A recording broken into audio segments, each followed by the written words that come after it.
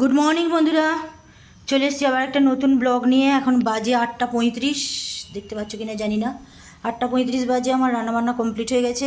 আজকে একটু তাড়াহুড়োই হয়ে গেছে, কারণ ছেলের পড়া আছে, সে পড়তে গেছে, ওই জন্য আমি রান্নাও হয়ে গেছে। আর আমার ঘরের কাজও অনেকটা এগিয়ে রেখেছি বলতে পারি। এখানে রান্নার বাসনগুলো সব মাজা হয়ে গেছে। গ্যাসটা পরিষ্কার হয়নি এখনও, যদিও গ্যাসটা পড়ে আছে। গ্যাসটা একটু ঠান্ডা হোক, তারপরে পরিষ্কার করব। তো চলো দেখিয়ে দিই আজকের আমাদের মা ছেলের লাঞ্চ মেনু। আজকে বুধবার, হাজব্যান্ডের ছুটি, কিন্তু হাজব্যান্ড বেরিয়ে গেছে দেশের বাড়ির উদ্দেশ্যে, কাজ আছে, তো যেতেই হবে, কিছু করার নেই। তো এখানে আছে গরম গরম ভাত, এখানে আছে মাছের ঝোল, ফুলকপি আলু দিয়ে মাছের ঝোল, ঝোল বলবো না ঠিক, কষা টাইপের।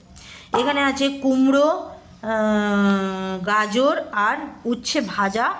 আর এখানে আছে পটল ভাজা। পটল ভাজা দিয়ে আমি ঘরের কাজ করতে গেছি, আর এক পিঠ পুড়ে গেছে। ঠিক আছে, চলো, এই আজকের আমাদের মেনু, লাঞ্চ মেনুই বলো আর ব্রেকফাস্ট মেনুই বলো, যাই বলো। ঠিক আছে, ওকে।